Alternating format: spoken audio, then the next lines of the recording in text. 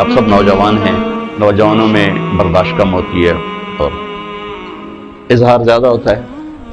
تو دو چیزیں آپ کے معاشرے کو خوبصورت بنائیں. آپ کا ایک چار دیواری ہے، یا آپ کا گھر ہے، یا آپ کا مدرسہ ہے، یا آپ کی رہائش گاہ ہے، یا آپ کا سکن ہے، یا آپ کا ہاسٹل ہے، جو اس کو نام دے دو. بہرحال اس وقت آپ ایک خاندان کے 400 افراد جہاں جمع ہو، اپنے استادوں سمیت، یہاں کے خدام سمیت. اس میں جو خوبصورتی آئے گی اجتماعی طور، انفرادی خوبصورتی ہے کہ بنیاد اچھی ہو، وہ نماز، ذکر، تلاوت. اور اجتماعی خوبصورتی آئے گی آپ کے اچھے اخلاق سے. آپ کے اچھے اخلاق، آپ کے میرے اچھے اخلاق، برداشت کر، سہ جان، پی جان. بہت بڑی طاقت بنیں گے آپ اگر آپ کو سہنا آ گیا اور برداشت کرنا آ گیا. کیونکہ جب آپ برداشت کرتے ہیں نا تو اندر میں ایک طاقت پیدا ہوتی ہے. وہ طاقت آپ کی روح کو پرواز دیتی ہے اور اگلوں کے لیے تسخیر کا کام دیتی ہے. اور اگر آپ پھٹ گئے تو بم کے پھٹنے سے کیا ہوتا ہے؟ تباہی آتی. جب آپ پھٹیں گے یا میں پھٹوں گا تو معاشرے میں تباہی آ جائے گی. تو اس کے لیے آپ دو چیزوں کا اہتمام فرمائیں. ایک، اپنی زبان کی حفاظت فرمائیں. آپ اس 400 کے معاشرے میں کوئی غیبت کرنے والا نہ ہو، کوئی جھوٹ بولنے والا نہ ہو، کوئی کسی کو طنز کرنے والا نہ ہو، تانا دینے والا نہ ہو. ایسی بات جو کسی کے دل پہ جا کے چوٹ مارے، اس سے آپ اپنی زبان کو صاف کریں. کبھی اس پہ قابو پا سکیں گے، کبھی نہیں، کبھی رہ جائے گا، کبھی ہو جائے گا. تو جب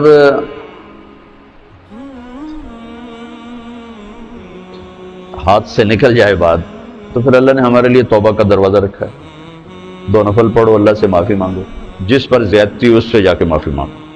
اس سے آپ کی مزاج میں ٹھہراؤ آ جائے. تو میں آپ سب سے یہ گزارش کرتا ہوں کہ اس معاشرے میں آپ اپنی زبان پہ قابو پانا سیکھیں. برائے مہربانی بہت فائدہ ہوگا. ایک زندگی گزری ہے، شام قریب ہے، تو پوری زندگی کے تجارب نچوڑ بھی اس میں شامل ہیں. اور تجارب نچوڑ کو گولی مارو اور دیوار پہ ڈال دو. میرے نبی کا فرمان اس کے لیے کافی ہے کہ آپ نے فرمایا کہ 2 چیزوں کی ضمانت دے دو، میں جنت کی ضمانت دیتا ہوں. ایک تمہارے جو 2 جبڑوں کے درمیان ہے، ایک تمہاری 2 ٹانگوں کے درمیان ہے، اسے پاک کر لو، میں جنت کا ضامن بن جاتا ہوں.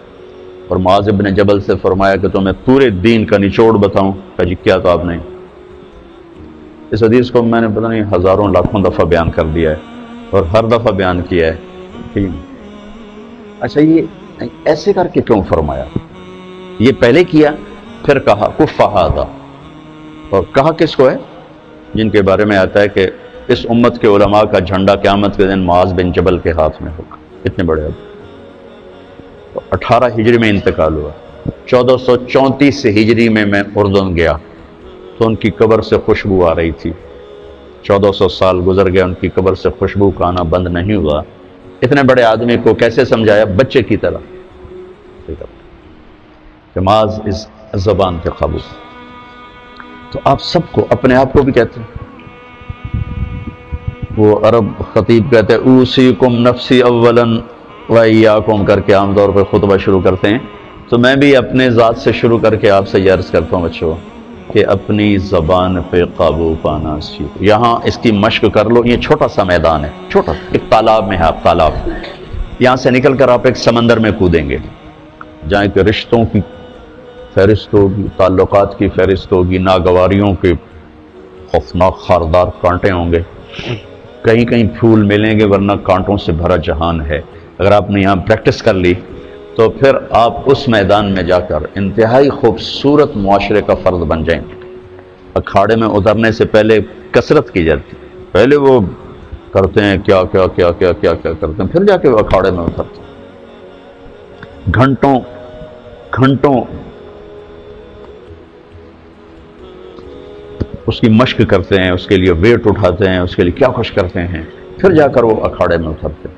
آپ کو جتنے بھی ہے، کسی کے پاس 2 سال ہیں، کسی کے پاس 4 سال ہیں، کرنے کو تو ایک دن بھی بہت ہوتا ہے اگر اللہ تعالیٰ دل کی آنکھ کھول دے۔ یہاں آپ یہ سیکھ لیں، نہ کریں نہ سنیں، سننی بھی نہیں، کسی کی برائی مت سنیں، کسی کی برائی مت سنیں۔ آپ خوشحال رہیں گے، پرامن رہیں گے۔ کسی کی برائی نظر آئے تو آنکھیں بند کر لیں، اندھے ہو جائیں، اس کی اصلاح کے چکر میں نہ پڑیں، آنکھوں پہ اپنے پردہ ڈال لیں۔ ایک صحابی کہہ رہے ہیں ارید ان یسرنی ربی یوم القیامہ، میں چاہتا ہوں اللہ قیامت کے دن میری پردہ پوشی فرمائے۔ آپ جواب دے رہے ہیں استر عیوب اخوانی کا یستر کا رب کا یوم القیامہ، تو اپنے بھائیوں کے عیب چھپا، اللہ تیرے عیب چھپائے گا۔ ایک یہ بات، نہ کسی کی کمی بولو، نہ سنو، نہ دیکھو، تو آپ کے دل کا برتن صاف رہے، خوش رہو گے۔ جب بولو گے، جب سنو گے، جب دیکھو گے، پھر آپ کے دل میں زہر بھر جائے گا، نفرت بھر جائے گا، غضب بھر جائے گا، کینہ بھر جائے گا، حسد بھر جائے گا، بغض بھر جائے گا۔ تو بہت بڑی چیز میں آپ کو بتا رہا ہوں کہ اپنی زبان پہ آپ قابو پانا سیکھ لیں، تو آپ کا اپنا بھلا ہے۔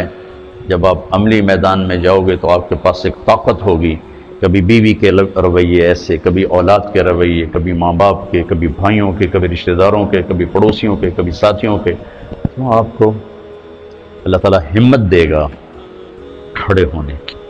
تو ایک تو آپ سب بچے اس کی نیت کرو کہ زبان پہ انشاءاللہ قابو پانا، ٹھیک ہے؟ سچ بولنا ہے، جھوٹ نہیں بولنا، جھوٹ لعنت ہے ہر انسان کے لیے۔ اچھے بولنے ہیں، غیبت نہیں کرنا، بہتان نہیں باندھنا، کسی کو بے عزت نہیں کرنا، کسی کی بے اکرامی نہیں کرنا، کسی کی اصلاح کے چکر میں اس کے عیب نہیں پکڑنا، بس اپنے دھن یا اپنی دھن۔ دوسری عرض یہ کرنی ہے، یہ بھی ایک حدیث پاک کا مضمون ہے کہ اس دل کو بچوں صاف رکھو، اس میں کسی کی نفرت نہ آنے دو، کسی کا بغض نہ آنے دو، کسی کا حسد نہ آنے دو، کسی سے کینہ نہ رکھو۔ بغض اور شحن، بغض ہے صرف نفرت، اور شحن کینہ کہ نفرت کے ساتھ نقصان پہنچانے کا بھی چکر ہو کہ کسی طرح اس کی ٹانگ کھینچو، کسی طرح اس کی ٹانگ کھینچو۔ تو دل کو صاف رکھو، اور ہر معاملہ کرنے والے کی تعویل کرو، تعویل کرو۔ میرے چھوٹی عمر میں مجھے شہرت مل گئی، ایک دم مل گئی ایسے کر کے۔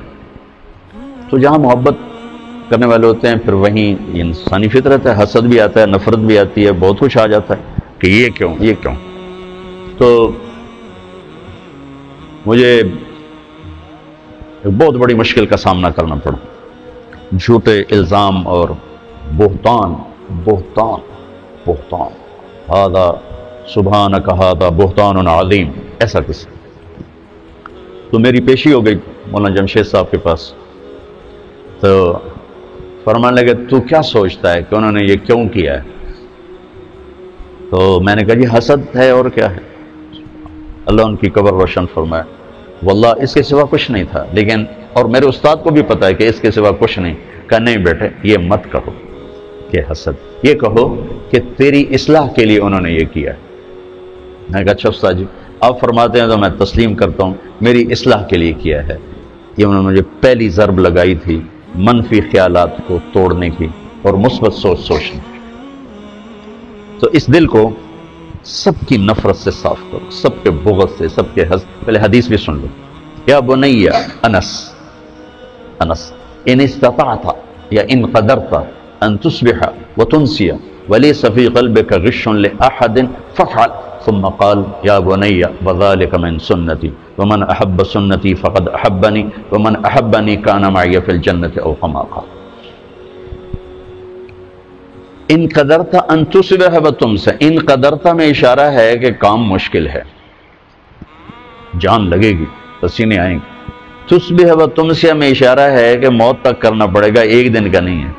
جیسے کپڑے آج دھلے ہیں، یہ 2 دن، کل انہیں پھر دھونا پڑے گا، پرسوں پھر دھونا پڑے گا، کیونکہ میلے ہو جاتے ہیں، پھر دھونا پڑے گا۔